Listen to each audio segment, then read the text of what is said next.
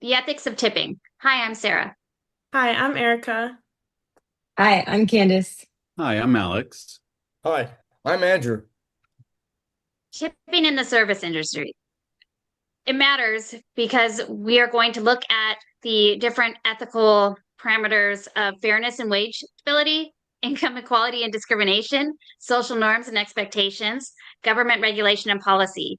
And we're going to use three approaches of ethical theories we're learning about. One is utilitarianism, the other is justice theory, and finally, integrative social contracts theory. So here's a quick reminder on the ethical frameworks we're using. Utilitarianism is about getting the greatest good for the greatest number. Social justice theory focuses on fairness, making sure benefits and burdens are equally shared. And integrative social contracts theory, or ISCT, looks at balancing universal ethical principles with local cultural norms. We're applying these to tipping to see who's really being treated fairly and who's carrying the responsibility. An important ethical issue in the United States is how much service workers depend on tips to make a living. Because their base wages are often set very low, many workers face income instability. This raises the question, is it ethical to shift the responsibility for fair pay away from employers and onto customers? If we look through the lens of utilitarianism, John Stuart Mill argued that the most ethical choice is the one that maximizes overall happiness. A stable, fair wage improves well being by reducing poverty, lowering stress, and cutting down on turnover. The stability benefits not only workers, but also customers who get better service and employers who spend less time on hiring and training. Another way to look at this is through the lens of integrative social contracts theory, developed by Donaldson and Dunphy. This theory says that while local norms matter in the US, tipping has become a strong social norm. There's also a larger universal social contract of fairness. That broader contract suggests employers, not customers, should bear the responsibility of ensuring stable and fair pay. The real world data supports this. According to the US Bureau of Labor Statistics, the average hourly earnings for tipped workers are below what's considered a living or fair wage. This gap highlights the ethical tension. Tipping may be normal, but it doesn't guarantee fairness. Tipping is often seen as a way to reward service, but it raises deeper ethical concerns. Tips can create pressure to tolerate inappropriate behavior or overlook it in favor of a higher wage. Women often earn more in tips than men. Women often rely on their appearance, undermining their dignity to make tips. Tipping can negatively influence gender based discrimination and fuel sexual harassment. From a utilitarianism perspective, we examined whether tips create the greatest good for the greatest number of people. While some workers do benefit financially, the greater harms, such as reinforcing harassment and inequality, outweigh these benefits. So, under utilitarianism, ethical principles, tipping is not ethically justified. Examining Rawls' perspective on justice theory, it focuses on fairness and protecting the least advantaged. Tipping leads to unequal treatment where pay is more tied to gender and appearance rather than skill or effort. This violates the principle of fair equality of opportunity. Justice theory suggests tipping is unfair and should be replaced with a more equitable wage benefiting all employees.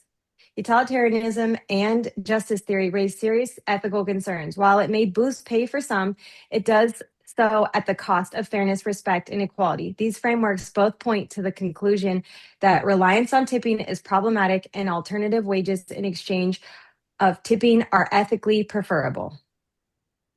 Cultural norms around tipping in the United States. Tipping used to be a polite thank you for good service, but today it often feels required.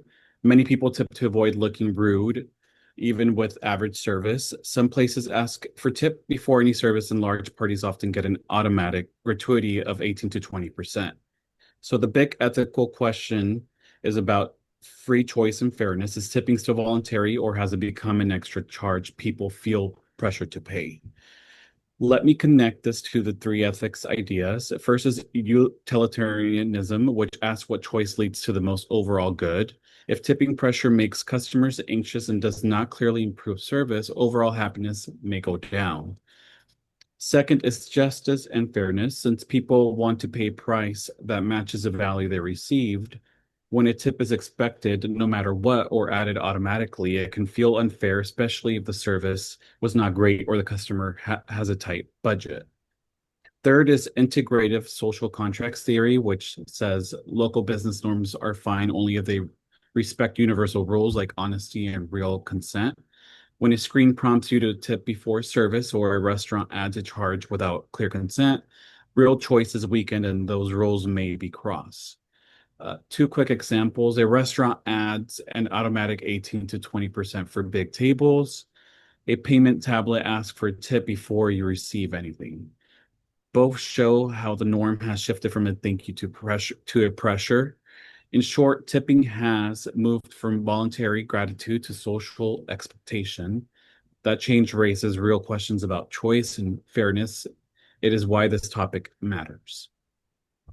Today, we want to talk about tipping, but not just whether you should leave 15% or 20%. We've all had that moment where you open the receipt and suddenly forget how to do math. But seriously, tipping has a bigger issue behind it. The core ethical problem with tipping is that it lets employers pay workers below a living wage, like legally. And instead of paying workers fairly, businesses basically rely on us, the customers, to cover the rest of their paycheck. So now we're doing algebra and payroll? That doesn't seem right. If we look at this through a utilitarian lens, asking if this system creates the greatest good for the greatest number, the tipping kind of flops. Sure, some workers hit the jackpot on a good night, but a lot of the others are stuck with unpredictable income and no benefits. It's like gambling, but with your rent money. And this isn't just a hot take. According to the Economic Policy Institute, tip workers are actually more likely to live in poverty than people who earn regular wages. That's just unfair. It doesn't make sense. At the end of the day, people deserve a stable income that doesn't depend on whether a customer is in a good mood or not. Tipping shouldn't be a substitute for a real paycheck. Thanks for listening, and don't worry, we won't ask you to tip after this. Front of house workers like servers and bartenders usually get all the tips, while back of house workers like cooks and dishwashers don't see a dime. So you've got your bartender making a nice tip on a cocktail, while the cook who usually made it gets nothing.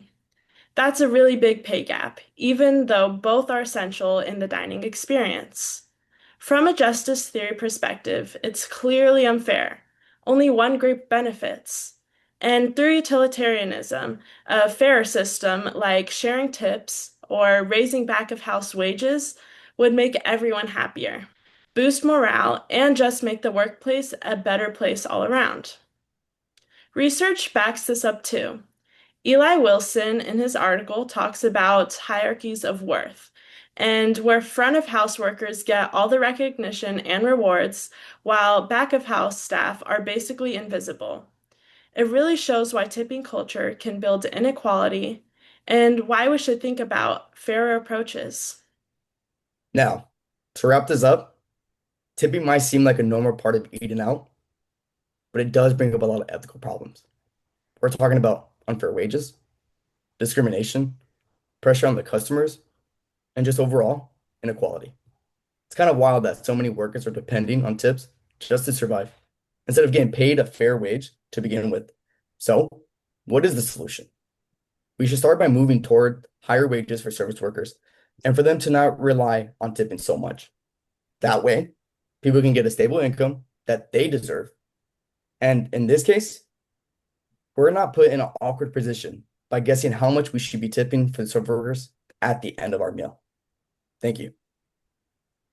We have our references.